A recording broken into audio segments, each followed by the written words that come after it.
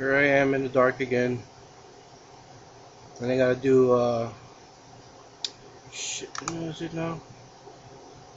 And day 14 and day 15, because I missed day 14. I might as well do these fucking two a day kind of a thing, but day 16 horror film with a great soundtrack. I might do that for just one. I gotta remind myself to do that tomorrow night around the same time, 12 o'clock, I guess, after 12. So I am. So yeah, day 14 and 15. So day 14 is favorite indie horror movie. Um, well, Night of the Living Dead was an independent film, but when I think indie, I think really, really, really low budget.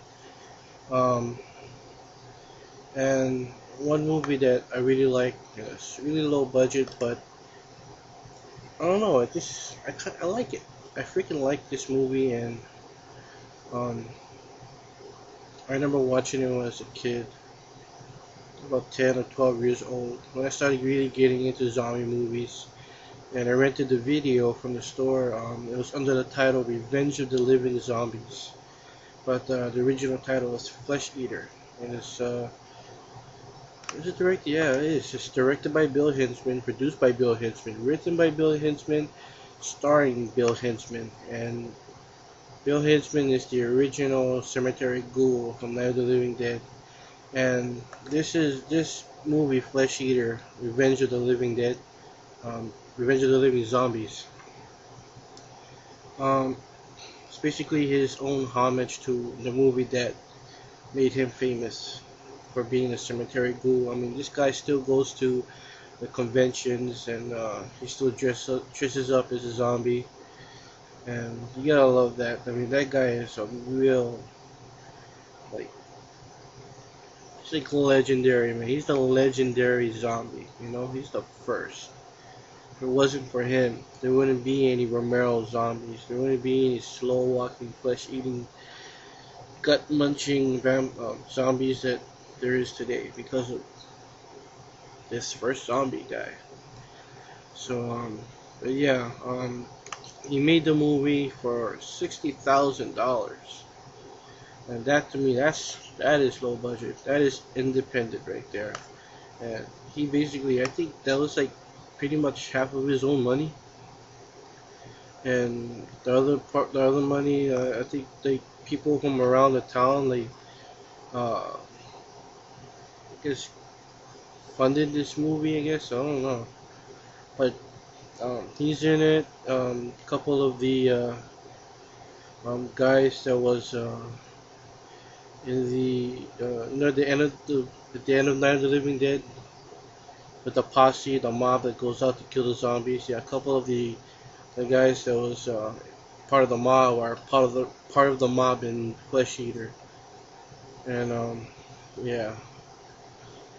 Plus, it pretty much plays out like Night of the Living Dead. So it was his own version, done a little different.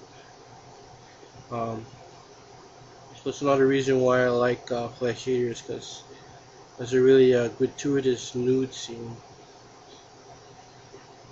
with a babysitter and a nanny in the house. But I pretty much like that scene because it's like his old version of the nude zombie from Night of the Living Dead, which I think was the first time I ever saw a nude woman in a movie, Night of the Living Dead. Because back in the 80s, it wasn't too much of a law for uh, it wasn't too much of a law for nudity. I mean, I remember seeing the butt. The part where there's like a little close up of her boobies, I think they just like shrink the screen down to just her face back then. But I remember seeing the butt. But yeah, yeah, there you go. Day 14, favorite indie horror movie, Flesh Eater, Revenge of the Living Zombies, directed by Bill Hinzman, pretty much his baby. I mean, every time, I'm pretty sure that if you guys go to the conventions and he's there, that's pretty much what he's selling at his table where he's doing his autograph and stuff like that. I want to go to one of these conventions someday, man. I know pretty much like a bunch of you guys probably go to some horror conventions because you guys are there. You're in the U.S. I'm in Hawaii, but we don't get horror conventions out here in the islands. We don't. I think the only type of convention I ever heard of over here is um, maybe a World of Warcraft or a Magic the Gathering type of convention. That's it. And by the definition of convention over here, it's not really much of a convention. It's just a group of people in one area on some tables playing some Magic, having a competition, or a bunch of computers all lined up playing World of Warcraft. That's it. That's the definition of a convention in Hawaii. It should be some kind of a contest that I can enter so I can like get a round trip ticket to go to Weekend of Horrors or Horror Hound or something like that. Whatever.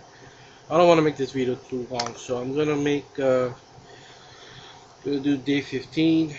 Favorite monster movie. Oh wow. I try not to make this video too long, but when it comes down to it, favorite monster movie. When I think of monsters, I think of the big ones: Godzilla, Rodan, uh, Rancors, monsters.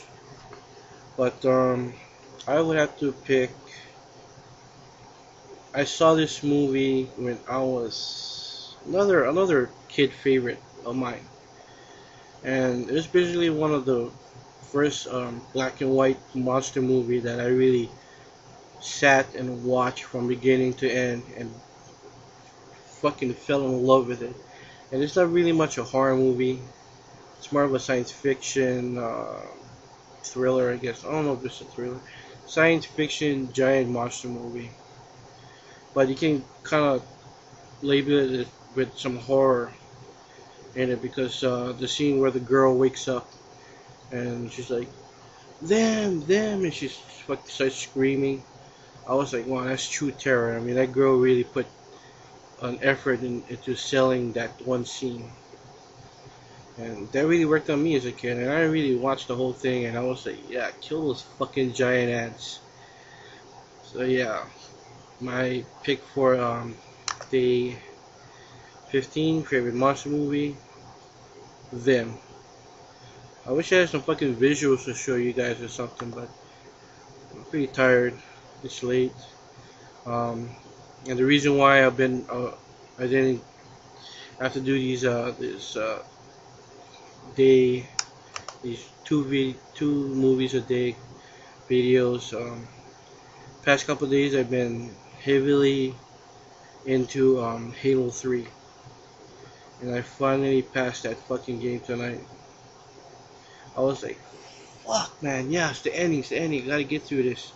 It's the last level, and if you guys haven't played Halo 3, I'm gonna spoil it for you, so I'll probably cut the video off right about now. But yeah, at the end, and you're in the Warthog or whatever that fucking thing, you gotta drive through the whole place, and you got robots coming down, and they're shooting lasers, and the pathways are all blowing up. I had to like jump into the frigate. Oh man, I died like fucking 12 times, man. I was like, what the fuck? It was fucking heart pounding shit, man. And at the end, you find out Master Chief died. Whatever, Master. The guy in the green suit. You don't play Halo 3, you don't know. But I passed Halo 3. I fucking passed it. Like, I started playing the game 2 years ago. Yeah, I know Halo 3 is older than that, but I never did finish it. I finally finished the fucking thing. I got through the fucking flood. all those fucking zombie aliens popping out all over the place, all those fucking crawling ones, like fucking face huggers from Aliens and shit. I passed all that shit, man. I was fucking tripping balls, and I was like, yes, fucking passed that game. So there you go. Catch you guys later.